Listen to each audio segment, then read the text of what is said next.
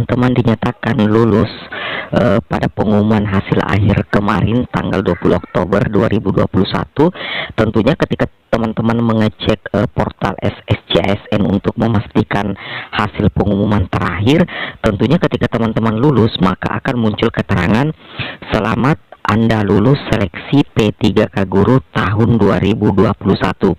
Apakah Anda ingin melanjutkan pengisian daftar riwayat hidup dengan pemberkasan CASN?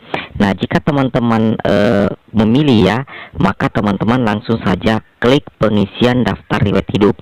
Nah, seperti itu teman-teman ya. Nah, bagaimana cara mengisi daftar riwayat hidup secara online daring ketika teman-teman dinyatakan lulus seleksi P3K Guru tahun 2021?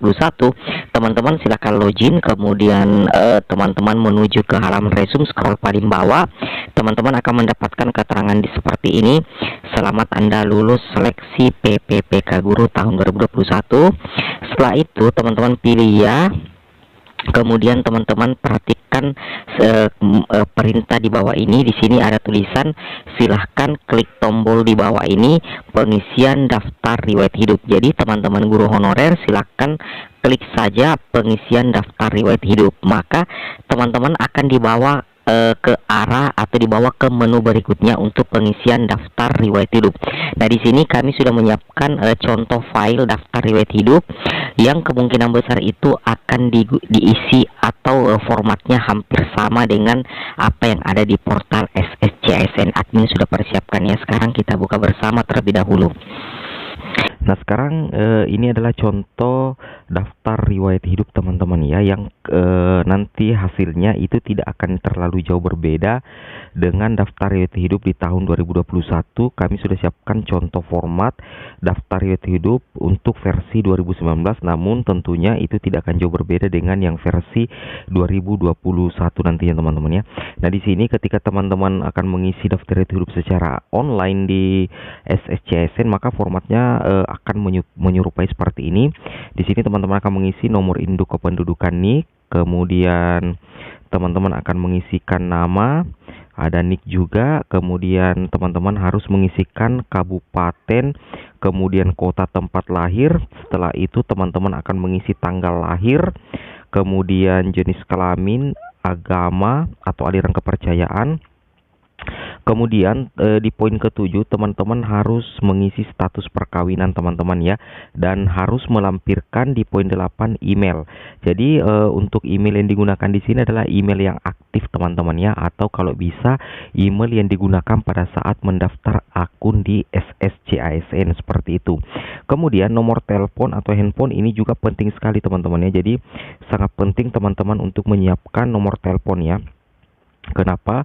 Karena nomor telepon yang ada di daftar itu hidup adalah wajib untuk nomor telepon yang aktif, karena nantinya sewaktu-waktu teman-teman akan dihubungi oleh tim Panselnas jika seandainya ada data tambahan yang diperlukan, atau misalkan ada kesalahan data, teman-teman akan dihubungi oleh panitia menggunakan nomor telepon yang teman-teman input di daftar riwayat hidup seperti itu.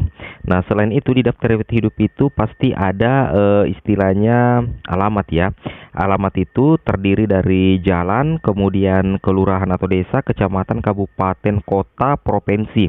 Itu harus diisi sesuai dengan biodata asli teman-teman yang ada di KK ataupun ada di KTP.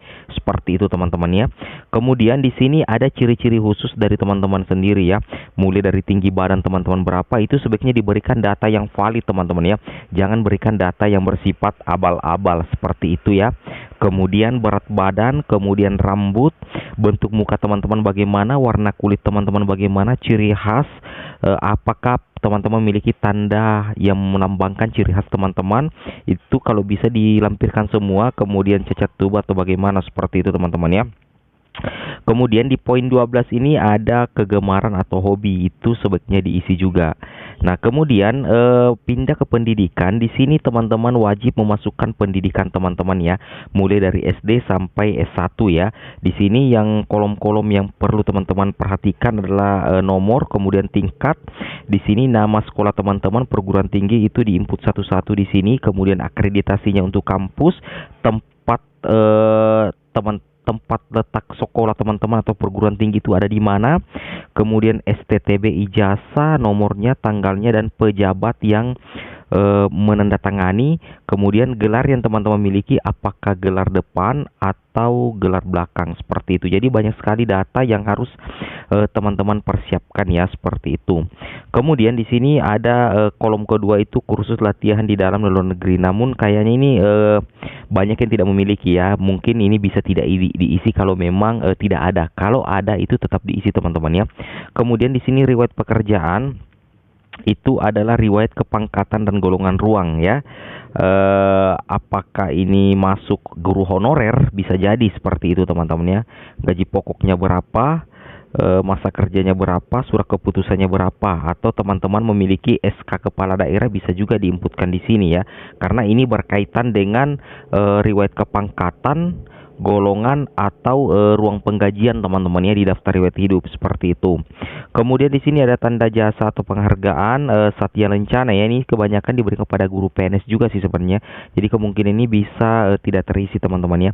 Kemudian riwayat keluarga ini penting sekali teman-teman ya. Jadi teman-teman guru honorer pada saat mengisi daftar riwayat hidup di SSCASN itu teman-teman harus kan riwayat keluarga ya, baik itu NIK, NIP, kemudian nama, tempat tanggal lahir, pekerjaan, jabatan, posisi, status perkawinan, kemudian akta nikah ya, tanggal menikah, status hidup, seperti itu. Itu riwayat keluarga itu dilengkapi teman-teman ya, apalagi bagi teman-teman guru honorer yang istilahnya sudah memiliki keluarga atau sudah berkeluarga. Kemudian data anak bagi teman-teman guru honorer yang memiliki anak itu wajib untuk diinputkan juga di sini teman-teman ya, mulai dari NIK, nama, tempat tanggal lahir, kemudian pekerjaan, perusahaan, dan status hidup. Itu untuk data anak itu wajib untuk dilengkapi juga. Kemudian orang tua kandung itu diisi, silahkan diperhatikan kolom-kolomnya teman-teman ya, seperti itu. Kemudian saudara kandung itu ya, kalau memang nantinya format 2019 ini tetap sama dengan format 2021, maka tampilannya akan pasti seperti ini teman-teman ya. Saudara kandung itu diisi semua, kemudian bapak ibu mertua itu diinput semua. Kemudian keterangan organisasi, kalau teman-teman tergabung di PGRI maka diinputkan data PGRI teman-teman. Kalau di IG tampilkan data IG teman-teman ya. Kemudian keterangan lain di sini tentunya teman-teman itu sudah memiliki SKCK, surat keterangan sehat, surat keterangan bebas nafsa, dan keterangan lain yang nggak perlu. Dan di sini harus dilampirkan nomor tanggalnya teman-teman ya, nomor tanggal, kemudian pejabat yang menandatangani, semuanya itu ada di surat keterangan yang teman-teman miliki, baik itu SKCK, surat keterangan berbadan sehat, atau surat keterangan bebas nafsa, seperti itu.